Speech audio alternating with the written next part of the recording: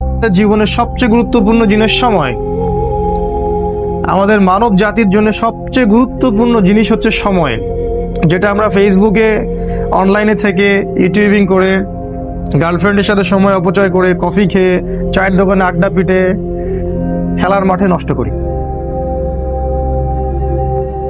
তবে মানুষ যখন মৃত্যুবরণ করবে কিয়ামতের মাঠে এবং জান্নাতে যদি চলেও যায়, সেখানে গিয়েও মানুষের আফসোস হবে ওই সময়গুলোর জন্য, যে সময়গুলো মানুষ অহেতুক নষ্ট করেছে, যে সময়গুলোতে মানুষ আল্লাহর কথা বলেনি, আল্লাহর জিকির করেনি, রাসূলের প্রতি দরুদ পড়েনি। ওই সময়গুলোর জন্য মানুষ আফসোস করতে থাকবে। একজন জান্নাতি ব্যক্তিও আফসোস করতে থাকবে, কেন আমি ওই সময়গুলো আল্লাহর জিকির করিনি।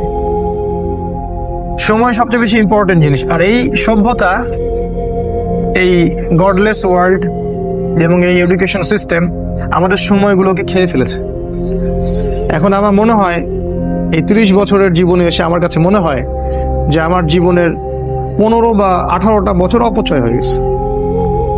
18 বছরে আমি হাফেজ হতে পারতাম, আমি হয়তো হাদিসেরও হাফেজ হতে পারতাম, বুদ্ধি ব্রেন ভালো ছিল, ফার্স্ট হতাম সবসময়। আমি হয়তো ফিকহ পড়তে পারতাম, ইতিহাস পড়তে পারতাম, সিরাত পড়তে পারতাম।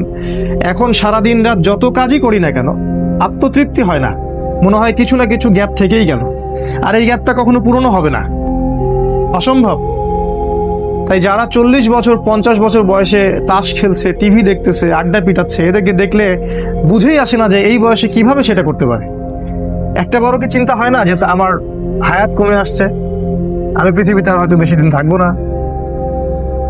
সুবহানাল্লাহ, সময়ের কসম, আল্লাহ পাক সময়ের কসম করে আমাদেরকে সময়ের দিকে দৃষ্টি দিতে বলছেন, সময় সম্পর্কে সচেতন হতে বলছেন। দেখেন, মানুষ সারা জীবনে অনেক কষ্ট করে ঠিকই, কষ্টের পর কষ্ট সহ্য করে, একটা চাকরির জন্য, একটা জমির জন্য, একটা ভালো জব, স্ট্যাটাস, টাকা, সিকিউরিটি, বাড়ি গাড়ি, বউ বাচ্চা, এগুলোই তো। এগুলো ছাড়া আর কিচ্ছু নাই, এগুলো ছাড়া কিন্তু কিচ্ছু নাই, সব এগুলোই। এগুলোর পিছনে সারা দিন রাত মানুষ প্রচন্ড পরিশ্রম করে, মানুষ কিন্তু প্রচন্ড পরিশ্রম করে। আর শয়তান মানুষকে প্রচন্ড পরিশ্রম করিয়েও নেয়, ও মানুষকে কষ্টের পর কষ্ট দিয়ে জাহান্নামে নিয়ে যেতে চায়। কিন্তু দেখেন, কষ্টের ট্র্যাকটা ভুল, কষ্টের ট্র্যাকটা ঠিক নাই, রং ট্র্যাকে সে কষ্ট করছে। এই যে আমাদের ছেলেমেয়েরা পড়াশোনা করছে, নার্সারিতে ভর্তি হচ্ছে 5 বা 6 বছর বয়সে, 25 বছর পর্যন্ত ঘাড়ে ব্যাগ থাকবেই, অনার্স মাস্টার্স করতে করতে 25 হয়ে যাবে বয়স। এই লম্বা সময়ে সে কোরআন শিখবে না, জেনারেল এডুকেশনের কথা বলছি, কোরআন A to Z শিখবে না, হাদিস শিখবে না, ফিকহ শিখবে না, ইতিহাস শিখবে না, সে ইসলামের যে রাসূলের জীবনী সেটা শিখবে না, সাহাবীদের জীবনী শিখবে না, এগুলো কিছুই শিখবে না। 25 বছর পর্যন্ত সে কষ্ট করবে। আমরা যখন জেনারেল লাইনে পড়তাম, আমাদেরকে এক একটা কবিতা, এক একটা গল্প এমনভাবে পড়ানো হতো, একদম ভেজে ভেজে খাওয়াই দেওয়া হতো। রবীন্দ্রনাথের কবিতা, নজরুলের কবিতা, জীবনানন্দ দাশের কবিতা, শেক্সপিয়ারের গল্প, তারপরে আপনার মাইকেল মধুসূদন দত্তের কবিতা। অবশ্য এখানে ইসলামপন্থী কারো কবিতা ছিল না। আপনার কাছে যদি মনে হয় এই পুরো প্ল্যানটা এমনি এমনি হয়ে গেছে, আপনি বোকা স্বর্গে বাস করছেন, এর পিছনে একটা মাস্টার মাইন্ড আছে। এই পুরো প্রসেসটা একদিনে হয়নি, এটাকে সাজানো হয়েছে, ঢেলে সাজানো হয়েছে, যাতে করে আমাদের প্রজন্মের বা প্রজন্ম ইসলাম থেকে দূরে সরে যায়, তাদের জীবনের বড় একটা সময় নষ্ট হয়ে যায়। সময়ের কসম করেছেন আল্লাহ, এটা একটা কারণ, সময়ের প্রতি মূল্যায়ন করা। সেকেন্ড কারণ হচ্ছে আল্লাহ পাক অতীতের দিকে তাকাতে বলছেন আমাদের দিকে, অতীতের দিকে। সময়ের কসম করে আল্লাহ পাক আমাদেরকে বুঝাচ্ছেন যে অতীতের দিকে তাকিয়ে দেখো, সময়ে সময়ে যারাই আল্লাহর বিধানকে অস্বীকার করেছে, আল্লাহ পাক তাদেরকে এই দুনিয়াতেও লাঞ্ছিত করেছেন, পরকালেও যন্ত্রণাদায়ক শাস্তি দিয়েছেন। আল্লাহ পাক সময়ের কসম করে আমাদেরকে হিস্ট্রি পড়তে বলছেন, ইতিহাস। অতীতের দিকে তাকাও, দেখো আদম আলাইহিস সালাম থেকে শুরু করে এই পর্যন্ত একই সুন্নাত, আল্লাহর সুন্নতের মধ্যে কোনো পরিবর্তন নাই। ওয়ালান তাজিদা লিসুন্নাতিল্লাহি তাবদীলা, আল্লাহ বলেছেন আমার সুন্নাত, আমার স্টাইলে কোনো পরিবর্তন পাবে না।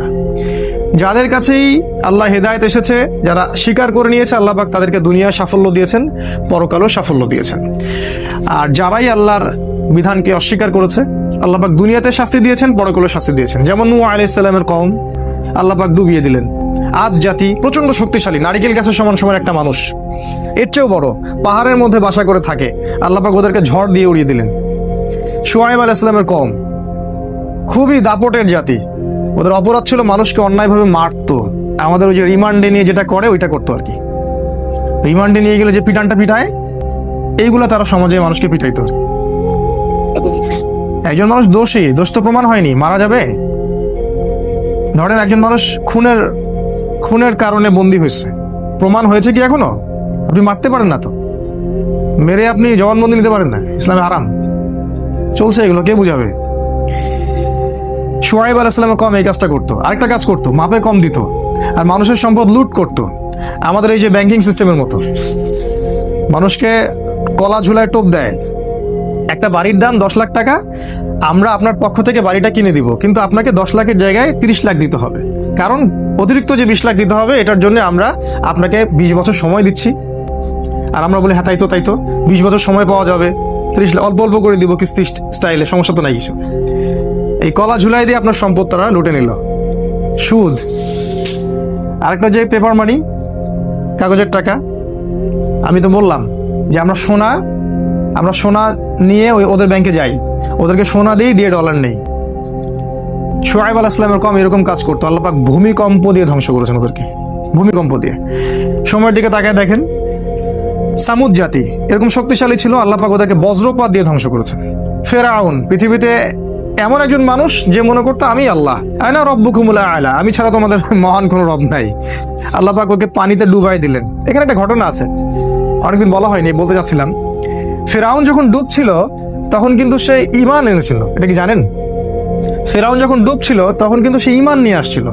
ফেরাউন যখন ডুবছে ওর সেনাবাহিনী সহ, তখন জিবরাইল অন্যান্য ফেরেশতারা চলে আসছেন, কারণ মৃত্যু হবে, এখন জান কবজ করা হবে। এবং যারা পাপী ওদের জান কবজের সময় ওদেরকে চেহারার মধ্যে মারা হয়, প্রচন্ড জোরে জোরে পিটানো হয়, থাপ্পড় দেওয়া হয়। ওরা দেখতে পারে, আমরা দেখতে পাবো। তো জিবরাইল আলাইহিস সালাম তাকে কাদা ছুটছিলেন, কাদা নিয়ে তার মুখে ছুটছিলেন। ওই সময় ফেরাউন বলেছিল যে আমানতু বিরব্বি হারুন ওয়া মূসা, আমি হারুন এবং মূসার রবের প্রতি ঈমান নিয়ে আসলাম। আল্লাহ পাক তখন বলছেন আলান, এখন, আল ইয়াউমা নুনাজ্জিকা ফি বাদানিকা, আজকে তোমার এই দেহকে আমি সংরক্ষণ করব, লিতাকুনা আয়াত, যাতে করে তুমি নিদর্শন হও তোমার পরবর্তী জাতিদের জন্য। কিন্তু জিবরাইল আলাইহিস সালাম বলেছেন একটা হাদিসের মধ্যে, হাদিসে কুদসির মধ্যে, যে ওই সময় জিবরাইল আলাইহিস সালামও ভয় পাচ্ছিলেন, যে কারণ সে তওবা করছে, যদি আল্লাহ পাক এই সময় তার তওবা কবুল করে নেন আর তিনি যে ওকে মারছেন, যদি আল্লাহ পাক এই জন্য তাকে ধরেন, এই জন্য জিবরাইল আলাইহিস সালামও ভয় পাচ্ছিলেন। আল্লাহ পাকের রহমত এত প্রশস্ত, আল্লাহ চাইলে ওই সময় যদি তাকে মাফ করে দিতেন। জিবরাইল আলাইহিস সালাম বলছেন, যেদিন থেকে ফেরাউন বলেছে আনা রব্বুকুমুল আ'লা, ওই দিন থেকে আমি ওকে ঘৃণা করি, ওই দিন থেকে আমি ওয়েট করতেছি কখন সে মরবে, আমি আযাব দিব। তো এই যে ফেরাউন, সেও সময় স্রোতে হারায় গেল, নমরুদ হারায় গেল। এখনকার এই যুগের ফেরাউনরাও হারায় যাবে, এই যুগের নমরুদ যারা তারাও হারায় যাবে, কোনো কিছু সময়ের মধ্যে টিকে থাকবে না। সময়ের কসম করে আল্লাহ পাক বলছেন, এই যে হিস্ট্রি দেখো, শিক্ষা নাও। আরেকটা উদ্দেশ্য হতে পারে সময়ের, সেটা হলো যে এই যে আমরা যে সময় বসবাস করছি, আখিরুজ্জামান, শেষ জামানে, এই শেষ জামানের যে সময়, এই সময়টার প্রতি আল্লাহ পাক বেশি গভীর দৃষ্টি দিতে বলছেন, কারণ এটা হচ্ছে ইতিহাসের সবচেয়ে ইম্পর্টেন্ট টাইম। কারণ এখানে এমন কিছু ঘটনা ঘটবে যা পৃথিবীর ইতিহাসে কখনো ঘটেনি। কিরকম? একদিন সাহাবীরা বসে আছেন, রাসূল সাল্লাল্লাহু আলাইহি ওয়াসাল্লাম আসলেন, এসে বললেন তোমরা কি নিয়ে কথা বলছো? সাহাবীরা বললেন আমরা কিয়ামত নিয়ে কথা বলছি। রাসূল সাল্লাল্লাহু আলাইহি ওয়াসাল্লাম বললেন শুনে রাখো, 10টা আলামত না দেখা পর্যন্ত কিয়ামত হবে না। নাম্বার 1 দাজ্জাল, নাম্বার 2 ইয়াজুজ আর মাজুজ, নাম্বার 3 ঈসা আলাইহিস সালামের আগমন, নাম্বার 4 দাব্বাতুল আরদ, জমিন থেকে অনেকগুলো প্রাণী বের হবে। 5 নাম্বার আর দুখান, ধোঁয়া, সারা পৃথিবী ধোঁয়ায় ছেয়ে যাবে। 6 নাম্বার, 6, 7, 8 সম্ভবত 3টা ভূমিকম্প, 3টা বড় বড় ভূমিকম্প হবে পৃথিবীর পূর্ব, পশ্চিম এবং মাঝখানে। আরেকটা হচ্ছে পশ্চিম দিক থেকে সূর্য উঠবে। আর সর্বশেষটা হচ্ছে ইয়েমেন থেকে আগুন বের হবে, এই আগুনটা মানুষকে তাড়িয়ে নিয়ে আসবে আরাফার মাঠের দিকে। রাসূল সাল্লাল্লাহু আলাইহি ওয়াসাল্লাম বলছেন 10টা আলামত না দেখা পর্যন্ত কিয়ামত হবে না। এগুলো মেজর আলামত। এই জন্য এই সময়টা, শেষ যুগের এই শেষ সময়টা বেশি ইম্পর্টেন্ট। এখানে এমন কিছু ঘটনা ঘটবে যেটা ইতিহাসে কখনো ঘটেনি। দাজ্জাল কখনো বের হয়নি, ইয়াজুজ আর মাজুজ এর আগে বের হয়নি, সূর্য কখনো আগে পশ্চিম দিক থেকে ওঠে নাই, ধোঁয়ায় সারা বিশ্ব ছেয়ে যায়নি, জমিন থেকে বড় বড় জানোয়ার বের হওয়া শুরু হয়নি এখন। এমন হাদিস আছে যে ওরা মানুষের সাথে কথা বলবে। একজন পুরুষ ঘর থেকে বের হলে ঘরে ফিরে আসবে, বাড়ির দেওয়াল, ওই ব্যক্তির পা, অন্য জানোয়ার তাকে বলে দিবে বাড়িতে কি হয়েছিল। মানে এরকম প্রযুক্তি আসতেছে সামনে। সময়ের কসম করে আল্লাহ পাক এই শেষ জামানার দিকে আমাদেরকে তাকাতে বলছেন, এবং এটা বলছেন এই শেষ জামানায়, এই জায়গাটা ভালো করে বোঝেন, এই শেষ জামানায় ইন্নাল ইনসানা লাফি খুসর, এই শেষ জামানার প্রত্যেকটা মানুষ ক্ষতির মধ্যে আছে। এটা আল্লাহ বোঝাচ্ছেন আমাদেরকে। আখিরুজ জামানের প্রত্যেকটা মানুষ ক্ষতির মধ্যে আছে। ইন্নাল ইনসানা লাফি খুসর, নিশ্চয়ই, ইন্না মানে নিশ্চয়ই, আল ইনসান মানে মানুষ, লা মানে আবার অবশ্যই, ফি মানে মধ্যে, আর খুসর মানে ক্ষতি। শাব্দিক অর্থ হয় নিশ্চয়ই মানুষ অবশ্যই ক্ষতির মধ্যে আছে। আখিরুজ জামান এমন একটা জামান, এমন একটা যুগ, যে যুগের কোনো মানুষ ক্ষতি থেকে বাইরে নয়। যতই দাড়ি টুপি পাগড়ি আর জুব্বা থাকুক না কেন, সে ক্ষতি থেকে বাইরে নয়। যে মনে করবে সে ক্ষতি থেকে বাইরে, সে বোকার স্বর্গে বাস করছে। রাসূল সাল্লাল্লাহু আলাইহি ওয়াসাল্লাম কি বলেননি, আখিরুজ জামানের একটা ব্যক্তি খুঁজে পাওয়া যাবে না যে সুদ থেকে মুক্ত থাকতে পারবে? তিনি কি বলেননি এই জামানার সবচেয়ে বেশি হবে মেয়েরা, এবং মেয়েরা নগ্ন হয়ে বাইরে ঘুরবে। মুমিন ভাই, মুমিন স্বামী তাকে বাড়িতে রাখতে পারবে না, সে দায়ুসে পরিণত হবে, কিছু করতে পারবে না। শেষ জামানায় দাজ্জাল এবং তার সেনাবাহিনীরা এমন ভাবে সারা বিশ্ব শাসন করবে, এতে গ্রিপ থেকে মুমিন বের হতে পারবে না। সবচেয়ে বড় হাদিসটা হচ্ছে শেষ জামানায় মুমিনের হাতে জ্বলন্ত কয়লা রাখা যেমন, ঈমান ধরে রাখাটা ওই রকম হবে। নিজেকে প্রশ্নগুলোর উত্তর পাওয়া যাবে আমাদেরকে সবাইকে, যে আমরা যে ইসলামটা ফলো করছি আর কি, এটা কি হাতে কয়লা ধরার মতো কিনা? আমরা যে ইসলামটা ফলো করছি, আসলেই কি আমরা হাতে জ্বলন্ত কয়লা ধরে আছি কিনা, এরকম কষ্ট হচ্ছে কিনা? যদি কষ্ট হয়, সুসংবাদ আপনার জন্য। যদি কষ্ট হয় তাহলে আপনার জন্য সুসংবাদ, আপনি সেই ব্যক্তি যার কথা রাসূল বলেছেন। আর যদি কষ্ট না হয়, আফসোস আমাদের জন্য, আমার উপর ধিক্কার, আমি সেই ব্যক্তি যার কথা রাসূল বলেছেন নেগেটিভলি, পজিটিভলি না। কি বলেছেন রাসূল সাল্লাল্লাহু আলাইহি ওয়াসাল্লাম? সকালে মুমিন থাকবে, বিকালে কাফের হয়ে যাবে। বিকেলে কাফের থাকবে, সকালে মুমিন হবে। ইয়াবিউ রাজুলু দীনাহু লিআরাদিদ দুনিয়া, দুনিয়ার বিনিময়ে একজন ব্যক্তি তার দিনকে বিক্রি করে দিবে। এই হলো আখিরুজ জামান। এই জামানার প্রত্যেকটা মানুষ ক্ষতির মধ্যে। তবে আল্লাহ পাক বলেছেন 4 শ্রেণীর